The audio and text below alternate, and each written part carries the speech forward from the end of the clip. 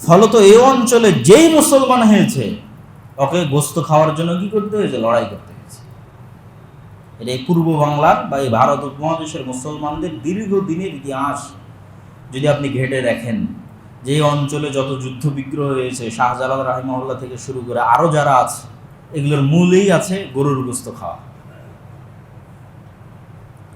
এবং সেইটার বাস্তব নমুনা যদি দেখতে চান তাহলে আজকে ভারতে দেখতে পারেন যে আজ থেকে 200 বছর আগে কি হতো, আজ থেকে 300 বছর আগে কি হতো, 400 বছর আগে কি হতো, তার নমুনা এখন দেখতে পাবেন ভারতে। তাহলে কল্পনা করতে পারবেন যে আপনার বাপ দাদারা কি ফেস করেছে, আপনার পূর্বপুরুষরা কি ফেস করেছে।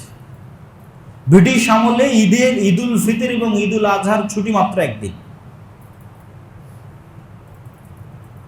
হিন্দু জমিদারদের অধীনে পূর্ব বাংলায় ঈদুল ফিতর আর ঈদুল আজহা মিলে ছুটি একদিন। এখন ভারতেও তাই।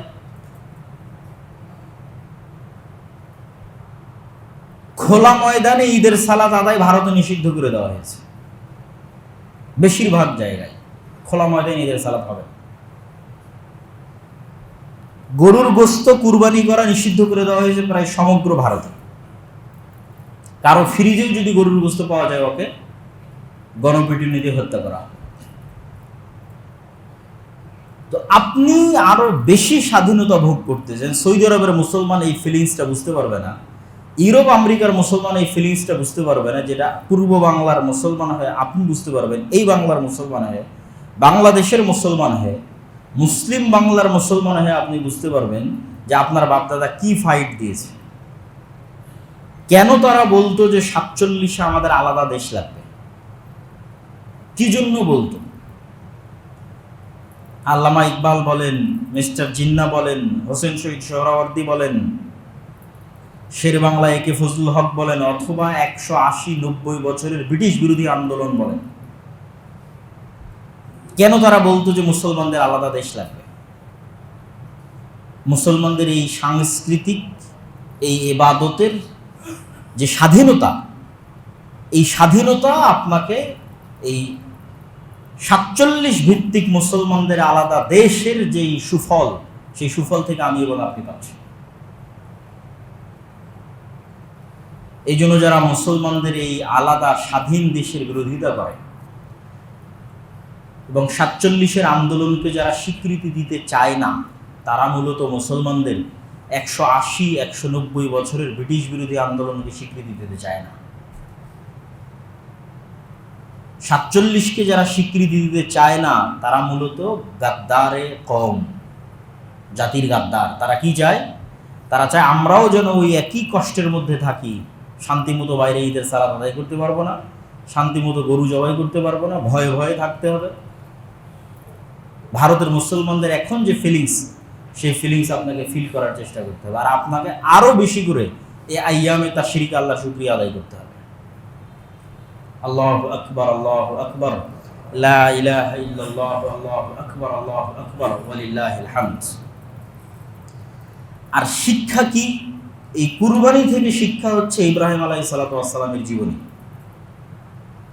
ইব্রাহিম আলাইহিস সালাতু ওয়াস সালামের জীবনী থেকে যে শিক্ষা নিতে না পারবে, ও আসলে কুরবানির শিক্ষাটা নিতে পারবে না। ইব্রাহিম আলাইহিস সালাতু ওয়াস সালামের পুরো পরিবারকে আল্লাহ সুবহানাহু ওয়া তাআলা যেভাবে কবুল করেছেন এবং পৃথিবীতে আদর্শের রোল মডেল করে দিয়েছেন ইব্রাহিমের পরিবারকে, পিতা হিসেবে ইব্রাহিম, স্বামী হিসেবে ইব্রাহিম, স্ত্রী হিসেবে ইব্রাহিমের স্ত্রীরা, সন্তান হিসেবে ইব্রাহিমের সন্তানেরা, যে সম্পূর্ণ একটা আদর্শ রোল মডেল করে দিয়েছেন, তার নজির ইতিহাসে পাওয়া যায় না। আল্লাহ সুবহানাহু ওয়া তাআলা কোরআন মাজিদে বলছেন, ওয়াহাবনা লাহু ইসহাক ওয়া ইয়াকুব, আমি তাকে ইসহাক দিয়েছি, ইয়াকুব দিয়েছি, ওয়া জাআলনা ফি যুররিয়াতিহিন নবুওয়াতা ওয়াল কিতাব, আর ইব্রাহিমের বংশের মধ্যে নবুওয়াতকে আর আসমানি কিতাবকে সীমাবদ্ধ করে দিয়েছে। ইব্রাহিমের বংশের বাইরে আর ইব্রাহিমের পরে আমি কোনো নবী পাঠাইনি, পাঠাবো না, আর কোনো কিতাব পাঠাইনি, পাঠাবো না। তাহলে ইব্রাহিমের পরে নবুওয়াত আর কিতাব ইব্রাহিমের বংশে সীমাবদ্ধ হয়ে গেছে। তো এই যে ইব্রাহিম আলাইহিসসালামের সম্মান, তো ওনার ইতিহাস থেকে তো আমাকে এবং আপনাকে শিক্ষা নিতে হবে। এই জন্য ইব্রাহিম আলাইহিসসালামের সংক্ষিপ্ত ইতিহাস। আজ থেকে প্রায় 4,500 বছর পূর্বে ইরাকের বর্তমান যে রাজধানী বাগদাদ, যেটাকে ওই যুগে বাবেল নামে চিনা হতো, যে বাবেল নগরীতে হারুত এবং মারুত নামক ফেরেশতা অবতীর্ণ হয়েছিল, সেই নগরীর মন্ত্রী পরিষদের মন্ত্রী ঘরে বা রাজ পরিষদের রাজঘরে ইব্রাহিম আলাইহিসসালামের জন্ম হয়। ইব্রাহিম আলাইহিসসালামের পিতা সেই রাজ পরিবারের প্রধান পুরোহিত বা প্রধান যাজক, প্রধান ধর্মগুরু। মূর্তি বানানো এবং মূর্তি দেখাশোনার মূল দায়িত্ব যার হাতে ন্যস্ত, আজার। তার ঘরে ইব্রাহিম আলাইহিসসালামের জন্ম হয়। ইব্রাহিম আলাইহিসসালামকে আল্লাহ তার সেলফ অ্যানালাইসিস, শার্প মেধা, হিকমা, যা আল্লাহ জন্মগত দিয়েছিলেন, যেটার মাধ্যমে তিনি আল্লাহর তাওহীদ পান, আল্লাহ সুবহানাহু ওয়া তাআলা তাকে হেদায়েত দেন, তার মনের মধ্যে প্রশ্ন তৈরি হয়, তিনি নিজেই সেই প্রশ্নের উত্তর খোঁজার চেষ্টা করেন। আশেপাশের মানুষকে দেখেন সূর্যের ইবাদত করে, চন্দ্রের করে, তারকার করে, ওগুলো নিয়ে উনিও চিন্তা করতে থাকেন যে সূর্যের ইবাদত কেন করব, চন্দ্রের কেন করব, তারকার কেন করব, এবং প্রত্যেকটা কেন করব না তার একটা করে লজিক বের করতে থাকে। এই যে সেলফ অ্যানালাইসিস করতে করতে করতে করতে উনি এই সিদ্ধান্তে পৌঁছেন, যেটা আল্লাহ কোরআনে এভাবে বলছে, ইন্নী ওয়াজ্জাহতু ওয়াজহিয়া লিল্লাযী ফাতারাস সামাওয়াতি ওয়াল আরদা হানিফান ওয়া মা আনা মিনাল মুশরিকিন। আমি আমার সকল চিন্তা চেতনা, ধ্যান ধারণা মনোনিবেশ করছি, সন্নিবেশিত করছি, একীভূত করছি একমাত্র ওই সত্তার দিকে, যিনি আসলে এই আসমান, এই জমিন, এই সূর্য, এই নক্ষত্র, এই গ্রহ সব আসলে যিনি তৈরি করেছেন, যাকে দেখতে পাচ্ছেন, যিনি আড়ালে আছেন এই সবগুলো। ওয়ামা আনা মিনাল মুশরিকিন, আর আমি মুশরিকদের অন্তর্ভুক্ত নই। ইন্নী বারিউম মিম্মা তুশরিকুন, হে আমার জাতি, তোমরা যে শিরক করতেছো, এই শিরক থেকে আমি মুক্ত এবং পবিত্র। এই যে ইব্রাহিম আলাইহিসসালাম আল্লাহর তাওহীদের যে সন্ধান পেলেন, এই দাওয়াত উনি পৌঁছে দিলেন প্রথমে তার বাবার কাছে, তারপরে পৌঁছে দিলেন সমাজের লোকের কাছে। বাবার কাছে পৌঁছে দিলেন কীভাবে? আতাত্তাখিযু আসনামান আলিহা ইয়া আবাতি লিমা তা'বুদু মা লা ইয়াসমাউ ওয়া লা ইয়াবসুরু ওয়া লা ইউগনি আনকা শাইআ। ইব্রাহিম তার পিতাকে ডাক দিয়ে বলল, হে আমার পিতা, এমন মূর্তির কেমনে ইবাদত করেন যে শুনে না, যে দেখে না, যে আপনার কোনো উপকার করতে পারে না। তো বিভিন্ন যুক্তি দিয়ে যখন তিনি তার বাবাকে দাওয়াত দিলেন, তখন তার বাবার পাল্টা উত্তর ছিল, হে ইব্রাহিম, আরাগিবুন আনতা আন আলিহাতি ইয়া ইব্রাহিম, ইব্রাহিম তুমি কি চাও আমি আমার এই মূর্তি, এই প্রভুদের থেকে মুখ ফিরিয়ে নিই? লা ইল্লাম তানতাহি লা আরজুমান্নাক, তুমি যদি তোমার এই দাওয়াত দেওয়া বন্ধ না করো, আমি তোমাকে পাথর দিয়ে মারবো। লা আরজুমান্নাক, পাথর দিয়ে আঘাত করা। ওয়াহজুরনি মালিয়া, আর তুমি এক্ষুনি আমার এখান থেকে, আমার ঘর থেকে বের হয়ে যাও। হকের দাওয়াতে ঘর থেকে প্রথম বাধা আসে। বংশ পরিচয়ে কোনো কিছুর মূল্য নির্ধারিত হয় না। নূহের সন্তান কাফের, আর মূর্তি পূজকের সন্তান পৃথিবীর সর্বশ্রেষ্ঠ নবীদের একজন। এই জন্য বংশ পরিচয়েও কিছু হয় না, রক্তেও কিছু হয় না, হয় ইমানের নূরে, যার মধ্যে ইমানের নূর একবার প্রজ্বলিত হয়। সে এখন কোন বংশে জন্ম নিল, কোন ঘরে জন্ম নিল, সেটা দেখে লাভ নাই। তো ইব্রাহিম আলাইহিসসালামের পিতা যখন তার দাওয়াত গ্রহণ করলো না, এবার উনি চাচ্ছেন সমাজের মানুষকে দাওয়াত দিতে। অপেক্ষা করলেন ফেস্টিভ্যাল ডে, জাতীয় উদযাপন, মেলা। সবাই যখন মেলায় চলে গেল, উনি অসুস্থতার অজুহাতে গেলেন না। ফাজাআলাহুম জুদাদান ইল্লা কাবীরাল্লাহুম, সব মূর্তি ভেঙে বড়টাকে রেখে দিয়েছেন। সবাই যখন ফিরে আসলো, কে করেছে এই কাজ? আফআলতা আনতা হাযা বিআলিহাতিনা ইব্রাহিম, আনতা ফাআলতা হাযা, হে ইব্রাহিম, তুমি কি আমাদের প্রভুদের সাথে, আমাদের ইলাহদের সাথে এই কাজ করেছো ইব্রাহিম তুমি? কেন সবার সন্দেহের তীর ইব্রাহিমের দিকে, যেহেতু মূর্তি বিরোধিতার গন্ধ তার কাছ থেকে আসে, আর সে মেলায় যায়নি। তখন ইব্রাহিম আলাইহিস সালাম বলছেন, ফাস আল বাল কাবীরুহুম, বরং এই ঘটনা ঘটিয়েছে সবচেয়ে বড়টা, তোমরা পারলে এদেরকে জিজ্ঞেস করো, ইনকানু ইয়ানতিকুন, যারা আহত অবস্থায় পড়ে আছে এদের জিজ্ঞেস করো যদি এরা কথা বলতে পারে। তখন ওরা বলছে ইব্রাহিমকে, কাদ আলিমতা, ইব্রাহিম তুমি তো আগে থেকেই জানো যে হাউলাই লা ইয়ানতিকুন, এরা কথা বলতে পারে না। এই উত্তরের অপেক্ষা ইব্রাহিম আলাইহিস সালাম ছিলেন। এটা মূলত ওনার দাওয়াত দেওয়ার একটা পদ্ধতি, একটা কৌশল। মূর্তি ভাঙতে হবে রাগে ক্ষোভে, এই উদ্দেশ্য নয়। এই পয়েন্টে তো ওরা আসবে, বড়টাকে তো এই জন্যই রাখা আছে যে উনি বলবেন যে যেগুলো আহত হয়েছে এগুলোকে জিজ্ঞেস করে বড়টাই ভেঙেছে, তো ওরা তো বলবে যে এরা কথা বলতে পারে না। এই পয়েন্টের অপেক্ষা। এবারে ইব্রাহিম আলাইহিস সালাম তার দাওয়াতটা দিয়ে দিলেন, যে তাওহীদের দাওয়াত উনি ওনার বাপকে দিয়েছে, যে তোমরা এমন সত্তার কিভাবে ইবাদত করো, মা লা ইয়ানফাউকুম ওয়া লা ইয়াদুররুকুম শাইআ, যে সত্তা তোমাদের ক্ষতিও করতে পারে না, উপকারও করতে পারে না, কথাও বলতে পারে না। তো জনগণের তো এই যুক্তির কোনো উত্তর নাই জনগণের কাছে। তখন সবাই মিলে ইব্রাহিম আলাইহিস সালামকে নিয়ে গেল বাদশার দরবারে। এত বড় ভয়ঙ্কর ভয়াবহ দাওয়াত, একবার বাপের কাছে দিচ্ছে, একবার সমাজের মানুষের কাছে দিচ্ছে, কিন্তু যুক্তিতে টিকা যাচ্ছে না। এবার বাদশাহ ইব্রাহিমের কাছে জানতে চাইল, তুমি কোন রবের ইবাদত করো? তো রব্বুস সামাওয়াতি ওয়াল আরদ, আসমান এবং জমিনের যিনি রব। বলল তোমার রব কি করতে পারে? বলে ইহয়ি ওয়া ইউমীত, আমার রব মৃতকে জীবিত করতে পারে, জীবিতকে মৃত করতে পারে। তাহলে এটা এমন কি কাজ হলো যেটা আমি পারি না? ফাঁসির মৃত্যুদণ্ডপ্রাপ্ত আসামিকে মুক্ত করে দিল চোখের সামনে, তখন ইনস্ট্যান্ট। আর একজন নিরপরাধ মানুষকে হত্যা করলো, বলে এই যে মৃতকে জীবিতকে মৃত করলাম, মৃতকে জীবিত করে দিলাম, তোমার আবার কি করতে পারে? ফাইন্নাল্লাহা ইয়াতি বিশ-শামসি মিনাল মাশরিক ফাআতি বিহা মিনাল মাগরিব।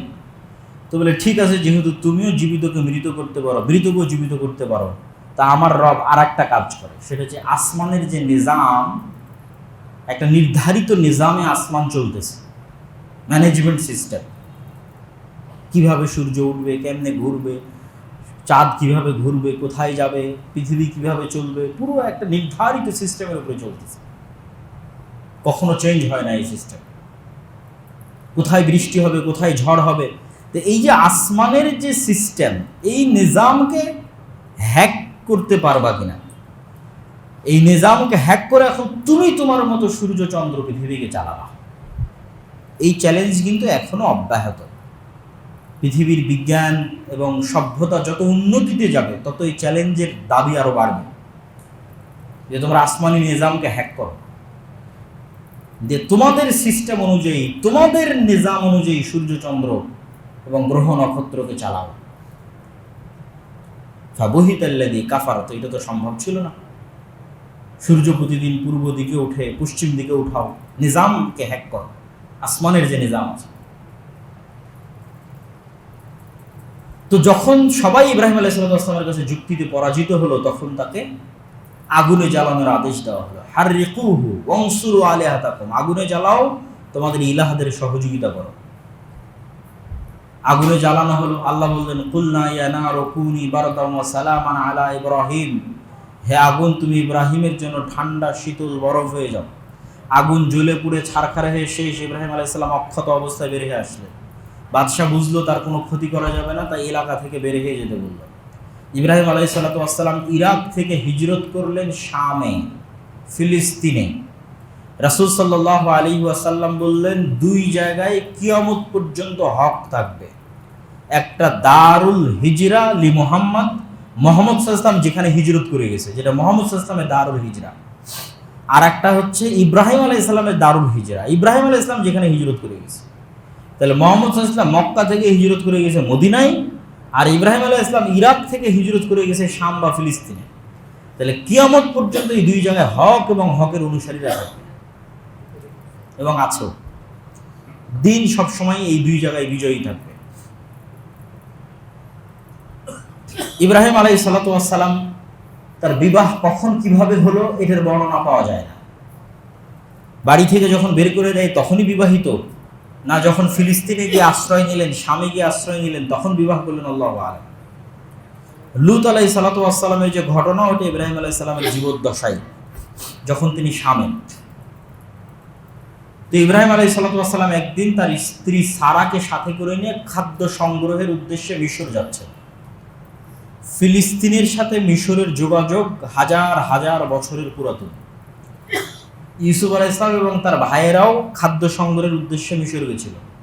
ইউসুফ আলাইহিস সালামও ফিলিস্তিনে হারিয়ে গিয়ে, শামে হারিয়ে গিয়ে মিশরের বাজারে বিক্রি হয়ে গেছিলেন। তাহলে এবং আজকেও গাজার মানুষ সহায়তা পায় মিশর থেকে। তো ফিলিস্তিনের সাথে মিশরের এই যোগাযোগ বহুদিনের পুরাতন। তো মিশরের তৎকালীন বাদশাহ ইব্রাহিম আলাইহিস সালামের স্ত্রীর বিষয়ে আব্দুল্লাহ বিন আব্বাস থেকে শুরু করে অন্যান্যদের মতামত যে হাওয়া আলাইহিস সালামের পরে পৃথিবীর সবচেয়ে সুন্দরী নারী হচ্ছেন সারা আলাইহিস সালাম। তো বাদশার লোলুপ দৃষ্টি ইব্রাহিম আলাইহিস সালামের স্ত্রীর উপর পড়ে। ইব্রাহিম আলাইহিস সালাম বাঁচতে নিজেদেরকে স্বামী স্ত্রী পরিচয় দেন এবং বলেন আমরা দুইজনই তো মাত্র পৃথিবীতে মুমিন, তো ভাই বোন। স্বামী স্ত্রী পরিচয় না দিয়ে ভাই বোন পরিচয় দেন, কিন্তু তারপরও তিনি বাঁচতে পারেননি। তার স্ত্রীকে যখন বাদশাহ উঠিয়ে নিয়ে যায় তখন তিনি বাদশার কাছে 2 রাকাত সালাত এবং ওযুর সময় চান। তাতাওয়াদ্দা ওয়া তুসাল্লি, ওযু করে 2 রাকাত সালাত আদায় করে আল্লাহকে বলেন আল্লাহুম্মা ইন কুনতা তা'লাম আন্নী আমানতু বিকা ওয়া বিরাসূলিক, আল্লাহ আপনি যদি জানেন আমি আপনাকে বিশ্বাস করি, আপনার রাসূল ইব্রাহিমের উপর ঈমান রাখি, ওয়া আহসানতু ফারজি ইল্লা আলা যাওজি, আর আমার লজ্জাস্থান আমি কাউকে ব্যবহার করতে দেইনি, পবিত্রতার আমানত রক্ষা করেছি, ফালা তুসাল্লিত আলাইয়াল কাফির, তাহলে আজকে আমার উপর কোনো কাফেরকে চাপিয়ে দিয়েন না। এই দোয়া করা শেষ এবং বাদশাহ ওই জায়গাতেই জমিনে উল্টে পড়াও সাথে সাথে বাদশাহ তখন আবার অনুরোধ করলো যে আমাকে বাঁচাও। সারা আলাইহিস সালাম বাঁচালেন এই মনে করে যে যদি বাদশাহ এখানে মারা যায় মানুষ বলবে আমি হত্যা করেছি, তো আরো বিপদে পড়ে যাবে। তো বাঁচানোর জন্য উনি আবার আল্লাহর কাছেই দোয়া করলেন। উনি আলাদা করে চিকিৎসা করে বাঁচাচ্ছেন তা না, আবার আল্লাহকে বলতেছেন আল্লাহ একে সুস্থ করে দাও। তো সে আবার সুস্থ হয়ে আবার তার আগের গতিতে ফিরে আসতেছে। তখন আবার তিনি আল্লাহর কাছে দোয়া করলেন তার ধ্বংস কামনা করে। তাহলে এই ঘটনা ঘটলো 3 বার, মানে 3 বার উল্টে পড়ে গেল, আবার 3 বার বাঁচলো, মোট 6 বার। মোট 6 বার একটা মহিলা মুখ দিয়ে যা উচ্চারণ করতেছে আল্লাহর সাথে সাথে ওটাই বাস্তবায়ন করতেছে। আল্লাহ, তাহলে মানুষ আল্লাহ সুবহানাহু ওয়া তাআলার কত নিকটে পৌঁছতে পারে, মানুষ তার ইবাদত, তার তাকওয়া, তার পরহেজগারিতা দিয়ে আল্লাহর এত নিকটে পৌঁছতে পারে, এটা সম্ভব যে সে মুখ দিয়ে যদি কিছু উচ্চারণ করে ওটা বাস্তবায়ন না করলে আল্লাহর নিজের লজ্জা লাগে যে আমার এই বান্দা মুখ দিয়ে এটা উচ্চারণ করলো আর আমি এটা বাস্তবায়ন করতেছি না, তিনি লজ্জা পান। এমনও মানুষ আল্লাহর নিকটে পৌঁছে। তার একটা উদাহরণ হচ্ছে সারা আলাইহিস সালাম।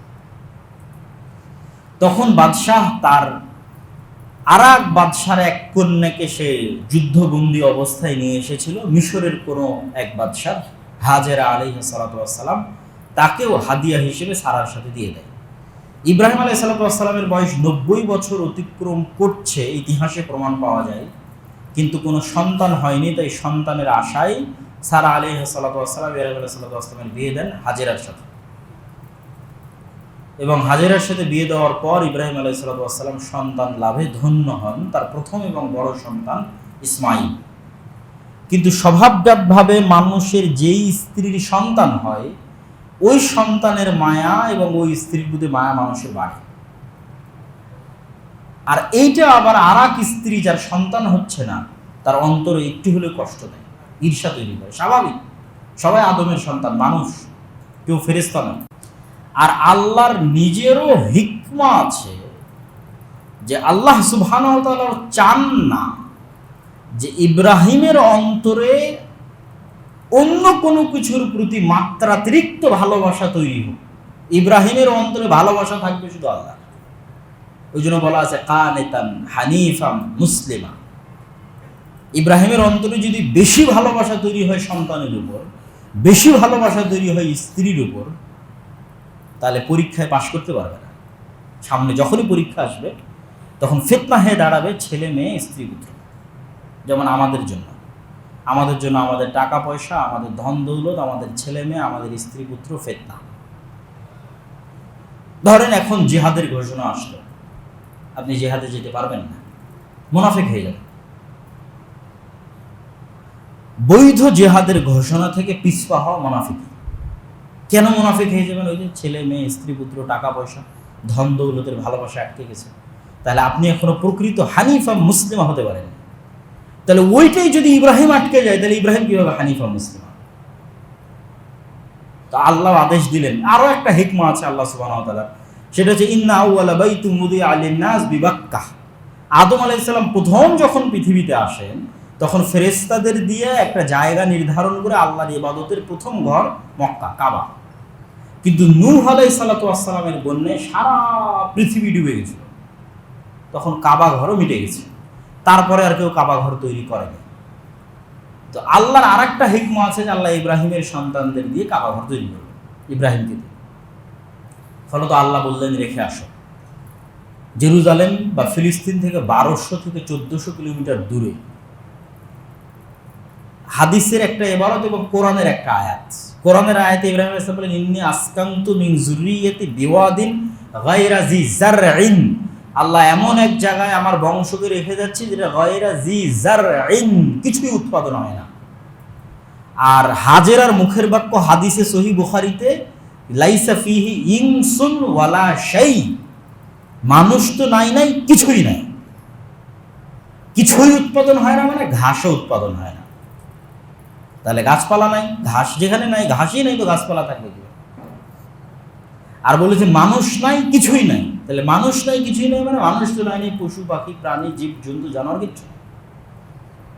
তাহলে জীবন ধারণের কোনো ব্যবস্থাপনা নাই। এরকম জায়গায় যখন রেখে আসতেছেন, হাজেরা পিছন থেকে বলছেন আইনা তাযহাব আনতা ইব্রাহিম, আপনি কোথায় যাচ্ছেন? 3 বার পড়ার পর কোনো উত্তর না পেয়ে তিনি বলছেন আল্লাহ আমারাক, আল্লাহ কি আপনাকে আদেশ দিয়েছে? না, আল্লাহ আদেশ দিয়েছে। তখন স্ত্রী বলছে ফালাই ইউদাইআন আল্লাহ আবাদা, যদি আল্লাহর আদেশ হয়ে থাকে তাহলে আমাদের নিরাপত্তার দায়িত্ব আল্লাহর উপর, আমাদের রিজিক এবং হেফাজতের দায়িত্ব আল্লাহর উপর। তাহলে আমাদের আর কোনো ক্ষতি হবে না। এই যে ঈমান, এই তাওয়াক্কুল, এই ভরসা যদি আপনি এই কুরবানির সময় না শিখতে পারেন, তাহলে এই কুরবানির ফায়দা হলো না। ইব্রাহিমের জীবনী থেকে শিখতে হবে। তো ইব্রাহিম আলাইহিস সালাম আড়ালে গিয়ে দোয়া করছেন ইন্না আসকানতু, ওই যে আয়াতের অনুবাদ করলাম, হে আল্লাহ এমন জায়গায় রেখে যাচ্ছি যে জায়গায় কিছু উৎপাদন হয় না। কেন রেখে যাচ্ছি? রব্বানা লিউকিমুস সালাহ, ওই আয়াতের মধ্যেই আছে আল্লাহ এদের রেখে যাচ্ছে আর এখানে সালাত প্রতিষ্ঠা করবে। তাহলে সালাতের গুরুত্ব দেখেন। দোয়ার মধ্যে প্রথমে বলছে আল্লাহ এমন জায়গায় রেখে যাচ্ছে যেখানে কিছু উৎপাদন হয় না। আল্লাহ এদের রেখে যাচ্ছে কেন? লিউকিমুস সালাহ, এরা এখানে সালাত প্রতিষ্ঠা করবে। আল্লাহুম্মা জাআল আফইদাতান মিনান নাস, হে আল্লাহ মানুষের কিছু মানুষের অন্তরকে তাহবি ইলাইহিম, এদের দিকে ঘুরিয়ে দেন, এই শহরের দিকে ঘুরিয়ে দেন, এখানে মানুষজন আসুক, বাস করুক, না হলে এরা থাকবে কিভাবে? ওয়ারযুকহুম মিনাস সামারাত, আর ফলমূল থেকে এদের খাবারের ব্যবস্থা করে। এই দোয়া ইব্রাহিম আলাইহিস সালামের, যে কোরআনের আয়াতে আল্লাহ সুবহানাহু ওয়া তাআলা বলছেন। তো এইভাবেই ঘটনা ঘটলো। তারপরে তো সাফা মারওয়ার দৌড়াদৌড়ির ঘটনা আপনারা জানেন। জিবরাইল আলাইহিস সালামের আগমন এবং জমজম কুয়া তৈরি হওয়ার ঘটনা জানেন। সাফা মারওয়ার এই ঘটনা থেকেও শিক্ষা হচ্ছে যে হাজেরা আলাইহিস সালাম যে সাফা এবং মারওয়ায় দৌড়াচ্ছেন, এটা কোনো ইবাদত নয়। ওই জায়গায় যদি আমি আপনি থাকতাম তো পানির জন্য এভাবেই দৌড়াতাম, পাহাড়ে উঠে দেখার চেষ্টা করতাম আশেপাশে কোনো মানুষ দেখা যায় কিনা, আশেপাশে কোথাও পানি দেখা যায় কিনা। কিন্তু হাজেরা ইবাদত নয়, উনিও পানির সন্ধানে এই যে দৌড়াদৌড়ি করলেন, তো ওনাদের তাকওয়া, পরহেজগারিতা এবং আল্লাহর উপর ঈমান এবং আল্লাহর উপর ভরসা কোন লেভেলের ছিল যে হাজেরার এই সাধারণ কাজকে আল্লাহ কিয়ামত পর্যন্ত ইবাদত বানিয়ে দিয়েছে। শুধু ইবাদত নয়, যেখানে পৃথিবীর সর্বশ্রেষ্ঠ মানুষ ওই ইবাদত করবে, মুহাম্মদ সাল্লাল্লাহু আলাইহি ওয়াসাল্লাম। এবং কোরআনে আয়াত অবতীর্ণ করে আল্লাহ বললেন ইন্নাস সাফা ওয়াল মারওয়াতা মিন শাআইরিল্লাহ, সাফা এবং মারওয়া হচ্ছে আল্লাহর নিদর্শন। তারপরে ইব্রাহিম আলাইহিস সালাম জেরুজালেম থেকে মক্কায় যাতায়াত করেছেন মোট 5 বার। একবার রেখে আসলেন, দ্বিতীয়বার ফালাম্মা বালাগা মাআহু সাইয়া, যখন ইসমাঈল আলাইহিস সালাম দৌড়াদৌড়ি করতে পারেন তখন। ইয়া বুনাইয়া ইন্নী রাআইতু ফিল মানামি আন্নী আযবাহুকা, হে আমার সন্তান আমি স্বপ্নে দেখছি আমি তোমাকে জবাই করতেছি। নবীদের স্বপ্ন আল্লাহর ওহী, শুধু নবীদের নয়, কিয়ামত পর্যন্ত ওহীর একটা দরজা খোলা আছে, সেটা সত্য স্বপ্ন।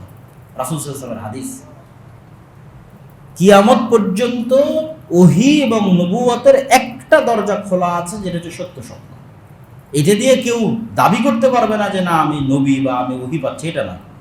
কিন্তু যেই মাধ্যমে নবীরা সত্য পেতেন, যেই মাধ্যমে নবীরা ওহী পেতেন, সেই মাধ্যমগুলোর একটা মাধ্যম কিয়ামত পর্যন্ত খোলা থাকবে। আল্লাহর ওলিয়া উলিয়া কাছের প্রিয় মানুষেরা সত্য স্বপ্ন দেখবে, তথা আজ রাতে এই স্বপ্নে যা দেখেছে সকালে উঠে দেখে তাই হচ্ছে, আগেই সংবাদ পেয়ে যাবে কাল কি হচ্ছে, পরশু কি হচ্ছে, তারপরের দিন কি হচ্ছে, এবং দেখবে বাস্তবেই তাই হচ্ছে।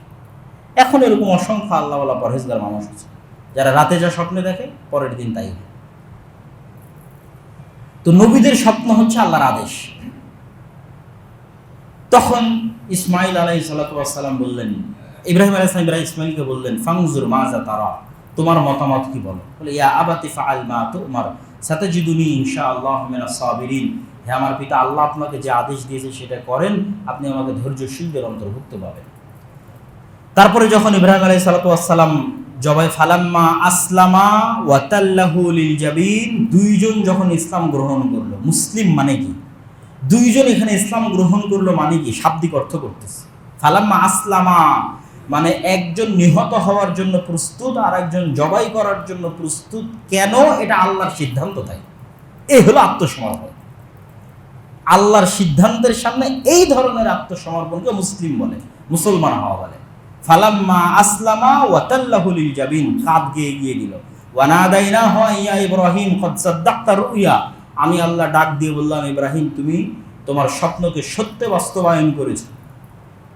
ওয়া ফাদাইনাহু বিযিবহিন আযীম, আর এটা অনেক বড় পরীক্ষা, এই পরীক্ষায় তুমি পাশ করেছো, তোমার সন্তানকে আরেকটা কুরবানি দিয়ে আমি মুক্ত করে দিয়েছি। শুধু তাই নয়, তুমি যে এই পরীক্ষায় পাশ করলা, যে সন্তানের মায়া, স্ত্রীর মায়া আল্লাহর চাওয়ার উপর প্রাধান্য পেতে পারলো না, যেটা আগেই উল্লেখ করেছে আল্লাহর হিকমা, যে ইব্রাহিম হানিফা মুসলিমা হবে, আর তার অন্তরে সন্তান আর স্ত্রীর প্রতি মাত্রাতিরিক্ত ভালোবাসা থাকবে, যে আল্লাহ কোনো আদেশ দিলে সেটা বাস্তবায়ন করতে পারবে না। তো এই পরীক্ষায় যখন ইব্রাহিম পাশ করে গেল, তখন আল্লাহ বললেন, আল্লাহর তো মানুষের সন্তানের দরকার নাই।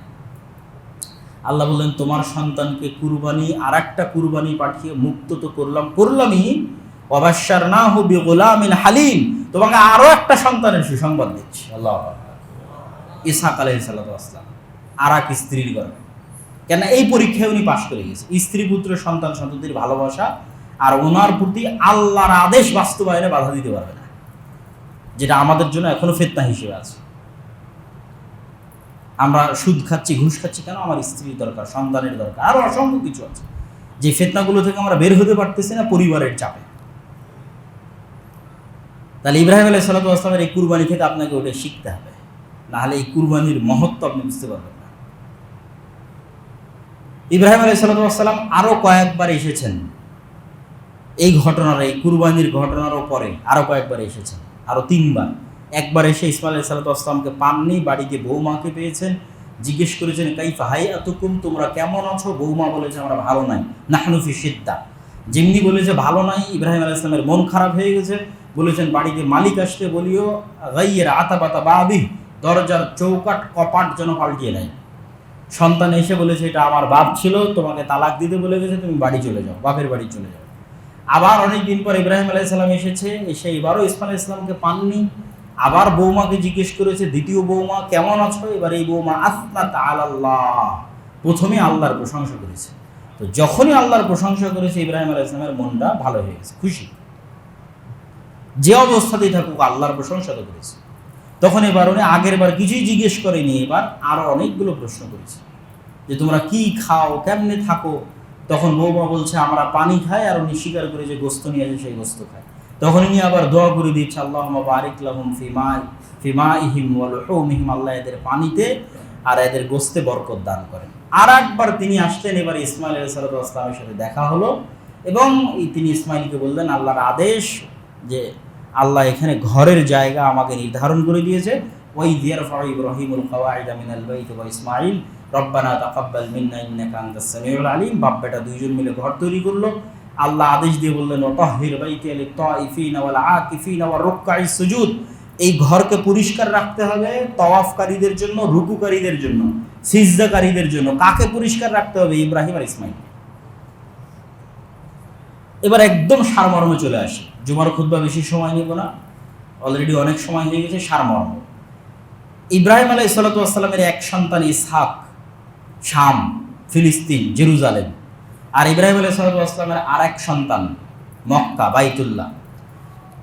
তো ইসহাকের সন্তান ইয়াকুব, ইয়াকুবের সন্তান ইউসুফ, ইউসুফেরা 12 ভাই। তাদেরও 300-400 বছর পর মুসা, মুসা আলাইহিস সালামের ভাই হারুন, তারপরে ইউশা বিন নুন, তার 200-300 বছর পর দাউদ, দাউদের সন্তান সুলাইমান, এর মধ্যে আইয়ুব আছে, তারপর ইউনুস আছে, এর মধ্যেই আছে।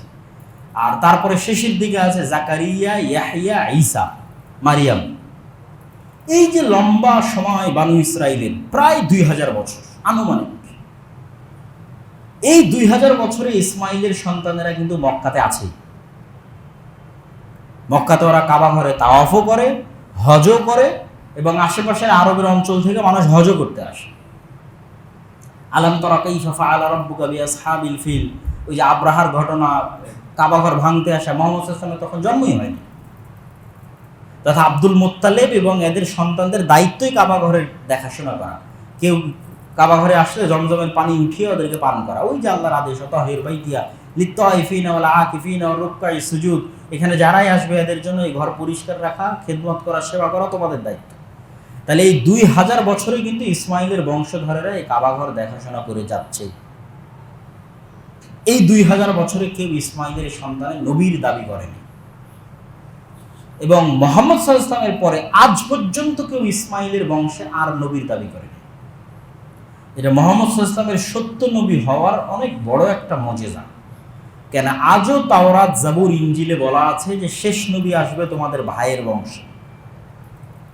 তারা মনে করে নিয়েছে আমাদের ভাই মানে ইয়াকুবের 12 সন্তান, যে আজীবনী ইয়াকুবের 12 সন্তানের মধ্যে নবী এসেছে। কিন্তু ভাই তো ইয়াকুবের বাপ, ইসহাকেরও আর এক ভাই আছে ইসমাইল, যেটা আজকের তাওরাত, জাবুর, ইনজিলেও বর্ণিত আছে যে ইসমাইল হচ্ছে আবুল আরব, আরবদের পিতা। তো ইসমাইলের বংশে তো কেউ নবীর দাবি করেনি, আজ পর্যন্ত কেউ করেনি, মুহাম্মদ সাল্লাল্লাহু আলাইহি ওয়াসাল্লাম ছাড়া। তাহলে মুহাম্মদ সাল্লাল্লাহু আলাইহি ওয়াসাল্লাম দুনিয়ার মানুষকে এসে বললেন যে আমি ইব্রাহিমের রক্তের উত্তরসূরি, ইব্রাহিমের ইতিহাস আর ঐতিহ্যের উত্তরসূরি। এই যে কাবা, সাফা, মারওয়া, জমজম, আর ইব্রাহিমের আদর্শের উত্তরসূরি। যেহেতু কুরাইশের এই মুশরিকরাও ইব্রাহিম আলাইহিস সালাতু ওয়াস সালামকে সম্মান করতে ভালোবাসতো, কেননা তারা ইসমাইলের সন্তান, তো তাদেরকেও মুহাম্মদ সাল্লাল্লাহু আলাইহি ওয়াসাল্লাম চ্যালেঞ্জ দিলেন যে মিল্লাতে ইব্রাহিমে ফিরে আসো, আমি মিল্লাতে ইব্রাহিমের আদর্শের অনুসারী। আর ইহুদি এবং খ্রিস্টানদের কাছেও দাওয়াত পৌঁছে গেল যে মক্কার মুশরিকরা বুঝতে পারে না যে কাবার মতো পবিত্র জায়গায় বসে মুহাম্মদ সাল্লাল্লাহু আলাইহি ওয়াসাল্লাম মসজিদে আকসার দিকে মুখ করে কেন সালাত আদায় করে। এটা মুহাম্মদ সাল্লাল্লাহু আলাইহি ওয়াসাল্লামেরও কষ্ট লাগে, কিন্তু এটার পিছনেই তো আল্লাহর হিকমা, যে ইব্রাহিমের সব স্মৃতি, সব ইতিহাস, সব ঐতিহ্যের দাবিদার মুহাম্মদ সাল্লাল্লাহু আলাইহি ওয়াসাল্লাম। কেন এটা শেষ নবী, এখানেই দ্বীন এবং ইসলামের পরিপূর্ণতা এবং বিজয়। তাহলে এবং যখন উনি মেরাজে যাচ্ছেন তখনও সুবহানাল্লাযী আসরা বিআবদিহি লাইলাম মিনাল মাসজিদিল হারাম ইলাল মাসজিদিল আকসা, আছেন মক্কায়, তো মক্কা থেকেই সরাসরি আকাশে নিয়ে গেলেই তো হয়। মক্কা থেকে নিয়ে যাওয়া হয়েছে মসজিদে আকসায়, মসজিদে আকসা থেকে আকাশে। তাহলে মসজিদে আকসার সাথে মুহাম্মদ সাল্লাল্লাহু আলাইহি ওয়াসাল্লামের কানেকশন তৈরি করার পেছনের উদ্দেশ্য ইব্রাহিমের 2 সন্তানেরই ইতিহাস এবং ঐতিহ্যের উত্তরসূরি করে দেওয়া, তথা ইব্রাহিম আলাইহিস সালামের সকল ইতিহাস, ঐতিহ্যের উত্তরসূরি মুহাম্মদ সাল্লাল্লাহু আলাইহি ওয়াসাল্লাম, ইব্রাহিমের রক্তের উত্তরসূরি মুহাম্মদ সাল্লাল্লাহু আলাইহি ওয়াসাল্লাম, এবার ইব্রাহিমের আদর্শের উত্তরসূরি মুহাম্মদ সাল্লাল্লাহু আলাইহি ওয়াসাল্লাম। তো ইব্রাহিমের সেই আদর্শটা কি? কিছু আদর্শ তো এই আলোচনার মধ্যে চলে এসেছে। একদম সারমর্ম সামারি আদর্শ যদি বলি, যেটা বলে বক্তব্য শেষ করব, সেটা ইব্রাহিম আলাইহিস সালামের দোয়া থেকে। দোয়াতে মানুষ খুব গুরুত্বপূর্ণ জিনিস চায়, এবং ইব্রাহিম আলাইহিস সালামের কিছু ছোট্ট ছোট্ট দোয়া আল্লাহ কোরআনে উল্লেখ করেছে, বিশেষ বিশেষ দোয়া। যেমন একটা দোয়া, রব্বি জাআলনি মুকিমাস সালাহ ওয়া মিন যুররিয়াতি, আল্লাহ আমাকে সালাত আদায়কারী বানান, আমার পরবর্তী বংশধরকে সালাত আদায়কারী বানান। তাহলে সালাতের কথা মুহাম্মদ সাল্লাল্লাহু আলাইহি ওয়াসাল্লামের যুগ থেকে হচ্ছে না, সালাতের কথা ইব্রাহিম আলাইহিস সালামের যুগ থেকে হচ্ছে। এই জন্য অনেকেই প্রশ্ন করে যে হীরা গুহায় মোহাম্মদ ইসলাম কি করতেন। তো মিন্নাতুল বাড়িতে আমি লিখেছি হীরা গুহায় মোহাম্মদ ইসলাম সালাত আদায় করতেন। কেমনে সালাত আদায় করতেন? ওনার দাদা আব্দুল মুত্তালিবকে যেভাবে সালাত আদায় করতে দেখেছে, মানে ইসমাইল যেভাবে তার বাপ ইব্রাহিমকে সালাত আদায় করতে দেখেছে, ওই সালাতের বিকৃত যে অংশটুকু মোহাম্মদ ইসলাম পেয়েছে তার দাদা আব্দুল মুত্তালিবের কাছ থেকে, অবিকৃত তো আর পাবে না, ওই বিকৃত অংশটুকুর মাধ্যমে সালাত আদায় করতেন। সালাত তো নতুন ইবাদত নয়, ফাইনাল ফরম্যাটটা আল্লাহ মোহাম্মদ ইসলামকে শিখিয়ে দিয়েছে, যে এই ফরম্যাটে আমরা ইবাদত করতেছি। কিন্তু সালাতের কথা তো ইব্রাহিম আলাইহিস সালামের যুগ থেকে চলছে, আল্লাহ আমার পরবর্তী বংশধর যেন সালাত আদায়কারী হয়, এদেরকে মক্কারে কাবা ঘরের পাশে রেখে যাচ্ছে লিউকিমুস সালাত, যেন এখানে সালাত প্রতিষ্ঠা করে। ইব্রাহিম আলাইহিস সালামের আর একটা দোয়া যে অজনুবনি ওয়া বানিয়া আন না'বুদাল আসনাম, হে আল্লাহ আমাকে আর আমার পরবর্তী বংশধরকে শিরক থেকে বাঁচায়, মূর্তি পূজা শিরক থেকে বাঁচায়। তাহলে শিরক এক ভয়াবহ ভয়ঙ্কর জিনিস, যেটা থেকে ইব্রাহিম আলাইহিস সালাম নিজে এবং নিজের পরবর্তী বংশের মুক্তি চাচ্ছেন আল্লাহর কাছে। আর সালাত এক গুরুত্বপূর্ণ ইবাদত, যেটা ইব্রাহিম আলাইহিস সালাম চাচ্ছেন নিজের জন্য এবং তার পরবর্তী বংশধরের জন্য। তাহলে ইব্রাহিম আলাইহিস সালামের আদর্শের যদি সারমর্ম করি, তাহলে এক নম্বর হচ্ছে তাওহীদ, হানিফা মুসলিমা। এই ওই তাওহীদ নয়, মানে তাওহীদের সর্বোচ্চ স্তর যেটা হতে পারে সেটা, যেটা আল্লামা ইকবাল তার কবিতার মধ্যে বলেছেন, ये दौर अपने बराहिम की तलाश में है। আজকের মুসলমানদের সকল সমস্যার সমাধান হচ্ছে মুসলমানদের মধ্যে ইব্রাহিম নাই। তো মুসলমানদের মধ্যে ইব্রাহিম দরকার, যেটা উনি কবিতার বাক্য, ये दौर अपने बराहिम की तलाश में है। এই যুগের মুসলমানদের একটা ইব্রাহিম দরকার, তাহলে বিজয় হয়ে যাবে। এই যে লাঞ্ছনা, এই যে অধঃপতন, এগুলো সব শেষ হয়ে যাবে, একটা ইব্রাহিম দরকার। মানে ইব্রাহিমের লেভেলের তাওহীদ নাই, হয়তো সরাসরি মূর্তি পূজা নাই, কিন্তু এই যে ইব্রাহিমের যে স্যাক্রিফাইস, যে আল্লাহর আদেশের সামনে সন্তানকে কুরবানি করে দিচ্ছে, আর আমরা সামান্য টাকার জন্য, সামান্য ধন দৌলতের জন্য, আরো কত কিছুর জন্য আল্লাহর আদেশের সাথে কম্প্রোমাইজ করতেছি। তাহলে তো ওই লেভেলের তাওহীদ আমরা অর্জন করতে পারি।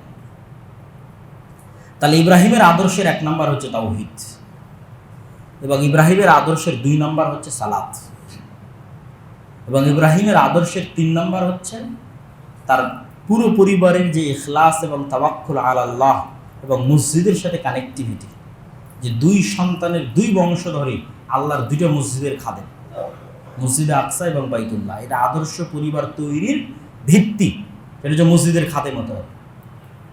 কেউ যদি চায় তার পরিবারকে আদর্শ পরিবার বানাবে, তাহলে বাপকেও মসজিদের খাদেম হতে হবে, সন্তানকেও মসজিদের খাদেম বানাতে হবে। মসজিদের সাথে সম্পর্ক রক্ষার মাধ্যমেই আদর্শ পরিবার তৈরি হওয়া সম্ভব। প্রিয় উপস্থিতি, আল্লাহ সুবহানাহু ওয়া তাআলা আমাদের এই পুরো বক্তব্য থেকে ইব্রাহিম আলাইহিস সালামের আদর্শ শিখার, মানার, এবং আমরা যে কুরবানি করতেছি এই কুরবানির মাধ্যমে ওইটা শিখতে যেন পারি, যে এই কুরবানি গোস্ত খাওয়ার জন্য করতেছি, ভাগে কুরবানি দিলে একটু বেশি গোস্ত পাবো সেই নিয়াতে করতেছি, একটু বেশি বড় কুরবানি দেখাবো এই নিয়াতে করতেছি না। আজকে যেমন আমার ছাগল কুরবানি হয়ে যাচ্ছে, কালকে যদি আমাকে কুরবানি হওয়া লাগে তো আমি প্রস্তুত আছি। এটা হলো স্যাক্রিফাইস। কালকে যদি এই দিনের জন্য আমার কুরবানি লাগে তা আমিও প্রস্তুত আছি। আজকে আমার টাকার কুরবানি লাগতেছে আর আমার একটা পশুর কুরবানি লাগতেছে, কালকে আমার জীবনেরও কুরবানি লাগতে পারে। ওই মানসিকতা আমার আছে কিনা, না আসলে গোস্তের প্রতি ভালোবাসা। তো আল্লাহ সুবহানাহু ওয়া তাআলা আমাদের ইব্রাহিম আলাইহিস সালামের এই পুরো জীবনী থেকে আদর্শ শিক্ষার এবং আইয়ামুত তাশরীকে আল্লাহ সুবহানাহু ওয়া তাআলার জিকির আজকার করার, এবং বিশেষ করে এই পূর্ব বাংলার মুসলমানদের যে ঈদুল আজহা এবং ঈদুল ফিতরের ইতিহাস ও ঐতিহ্য, যে সংগ্রামের ভিত্তিতে আমরা এই স্বাধীনতা পেয়েছি, সেই সংগ্রামকে মূল্যায়ন করার এবং এই দেশের স্বাধীনতা এবং সার্বভৌমত্ব অক্ষুণ্ণ রাখার, যাতে আমাদের পরবর্তী বংশধরেরাও এই ঈদুল আজহার এই স্বাধীনতা তাদের মন মতো করে উপভোগ করতে পারে। শুধু সেটাই নয়, যদি আপনি ভারতের মুসলমানদেরও এই স্বাধীনতা দেওয়ার চেষ্টা না করেন তাহলে এটা মুনাফিক। আপনারটা তো রাখতে হবেই, আপনার অন্তরে এই নিয়ত থাকতে হবে, আপনার পরবর্তী বংশধর নিয়ত থাকতে হবে যে আপনার পাশের দেশে মুসলমানেরা ঈদ শান্তি মতো পালন করতে পারছে না।